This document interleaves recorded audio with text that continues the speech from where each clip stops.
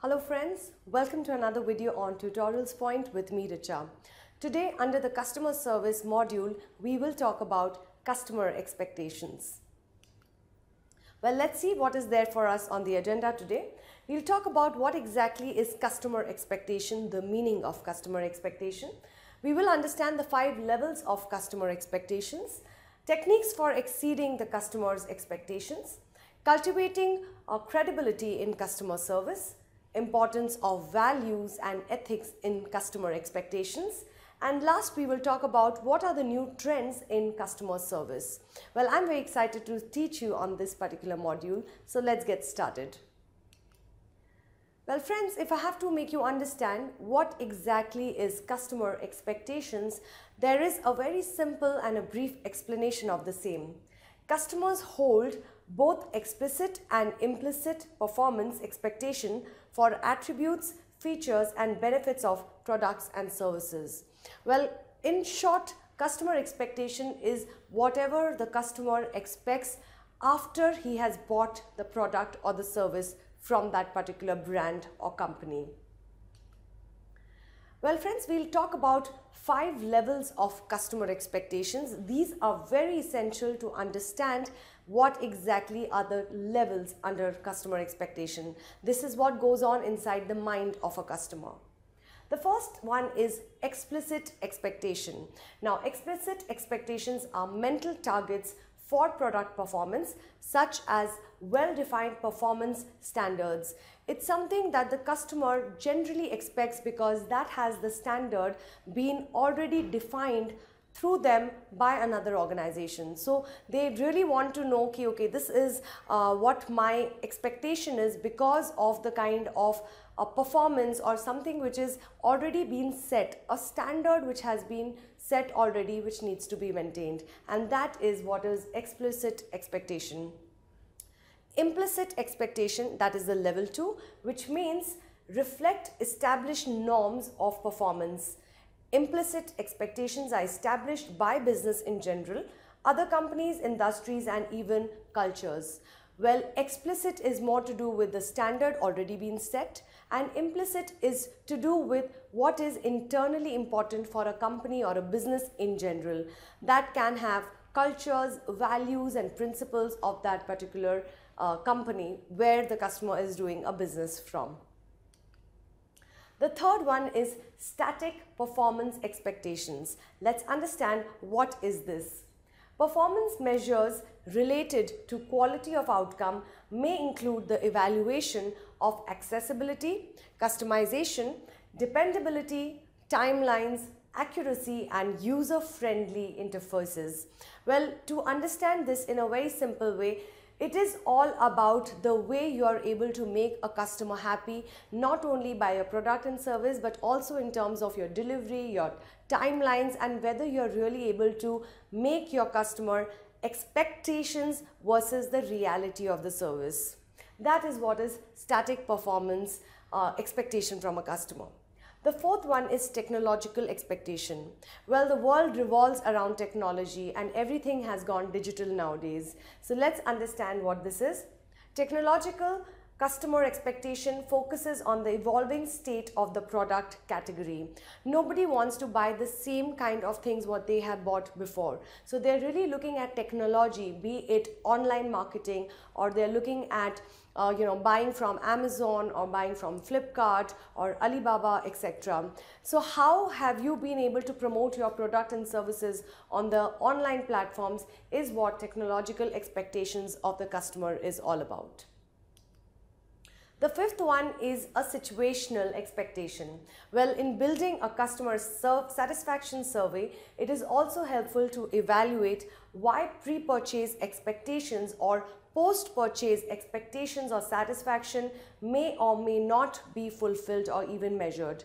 Well, a lot of organizations and companies as well as brands are doing something nowadays. They are trying to make go to the customer and ask them what is the expectation before buying a product, what is their expectation after buying a product, and then they try to measure and come to a consensus whether they were able to satisfy the expectations or no. Well friends, these were the 5 levels under customer expectations. Moving on, let us now understand the techniques for exceeding the customer's expectations. All of us want to really go and make your customers happy, right? So how do you really make that happen is by following these techniques, which I'm going to share with you right now. Few tips which I'm going to share with you is do one thing really well. Do not try to do everything. Do not multitask. Focus on one thing and just give your heart and soul on that one thing for your customer. It can be giving a great feedback, or it can be making sure your product display is the best and all of that. So do one thing and do it well. Use positive words and empathy statements. Positive words really make a positive impact. So go ahead and use positive words. Understand what excellence looks like in your company. We all strive for excellence. So before making a customer happy, we have to first satisfy our own internal expectations with regards to excellence. Break the acceptance culture towards broken processes. If something is not working out, just leave it. Rather than targeting a broken process, get over it and start having new processes that you can design. Utilize the voice of the customer, which is a feedback. Whatever your customer is telling you, that is the feedback you need to implement and action upon. Take ownership of the problem. If it is something that has been done by you, a problem which made you feel bad about it, go on and take responsibility and ownership for it. This is a very, very important point. Follow up with your customers. Never leave them midway. After you've sold a product, go ahead and ask them and follow up how was their experience of the product or service that they have purchased from you. Make recommendations. Try to ask for referrals and recommendations from your customers. Treat your customers fairly. I think it's very important to treat everyone in the same way, and ditch the script. How many times have you got calls from call center numbers reading out a big script for you? Well, script is out, genuinity is in. So try to make it as genuine as possible whenever you're talking to your customer, either face to face or through the telephone. Well friends, now let's look at cultivating credibility in customer service. All of us really want to make sure that we look and sound good to our customers. So how do we do that? Always be consistent in your approach. Do not ever leave your approach midway. Always maintain consistency. Keep your word. If you have promised a customer something, please make sure you fulfill your promise. Always keep your word, because that will lead to customer not trusting in you. Develop your expertise and be authentic.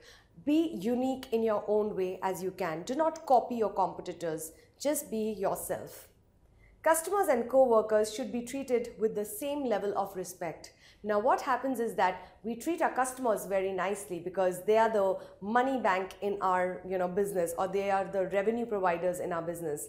But when it comes to internal customers or our co-workers, we do not give them that much of respect. So that's something that we need to work on.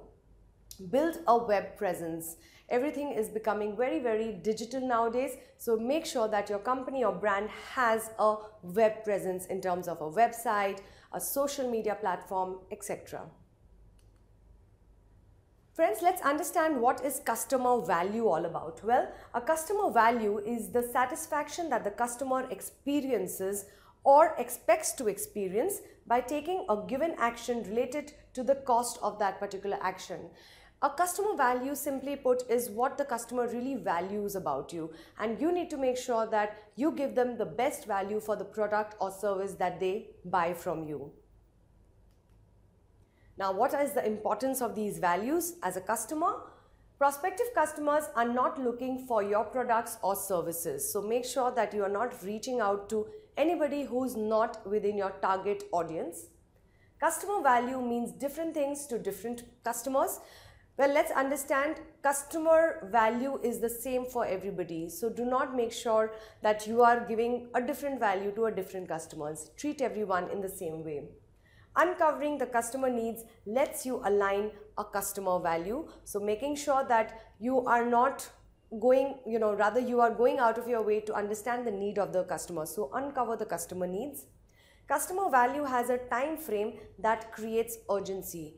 If your customer is short on time and is in a hurry, you also need to show that you are maintaining the urgency level of the customer. That time you cannot look relaxed. So if your customer is looking or sounding urgent, you need to match the same. Salespeople are responsible for building customers' value. So make sure that your salespeople are very charged up and always looking for creating value for the customers, because your salespeople are the brand ambassadors or the face value of the company. Well, let's understand certain customer service ethics for the organization or of the organization. Certain ethics which a customer or an organization needs to have is they need to have courteous. Now, courtesy is something that needs to be, it's like manners, it's like the respect that you show to your people. So have a lot of courtesy around. Respect your customers and respect each other. Commitment, if you have given a commitment, make sure that you do not lose out on that commitment. Always fulfill your promises and commitments. And honesty is always the best policy. So be as honest as you can as a company and as an organization, and that will help you to make sure that you have the best of customer service and expectation. Well, the current status of customer service is it goes through different levels. The first is ticketing, which is the foundation of all the help desk and customer support software. This is the starting point or the first impression which your company has over your customers. Self-resources or self-service things like which help the customers help themselves. It can be an ATM machine or it could be a bank, for example, wherein they come and get the service that they want to get. Social media is something that is the in thing today. So whether you have a social media presence or no is what you need to look at. Mobile, a lot of people are now turning to mobile apps rather than really opening their laptops and computers and logging into your website. So make sure that you're very, very technologically advanced in terms of having mobile apps. So increasing the popular platform customer uses to seek help. Friends, this is a very important part of our lesson today, the new trends in customer service. Well, the old is gone and the new is in. So let's understand what are these new trends. You should pay attention to social media is changing the definition of what's fast. The online world is changing how efficient we expect a business to be. So making sure that your online world is very, very tech savvy and you're reaching out to people and being consistent. The rise of self-service has led to generation happy to help themselves. Nowadays, people don't really want help, they are likely to help themselves. The always-on culture means customers expect 24/7 service or as close as possible. So go out and really ensure that you're there for your customers 24/7, 365 days in a year. E-commerce has become a very, very commonplace and a lot of people prefer shopping online rather than going to a retail store to shop.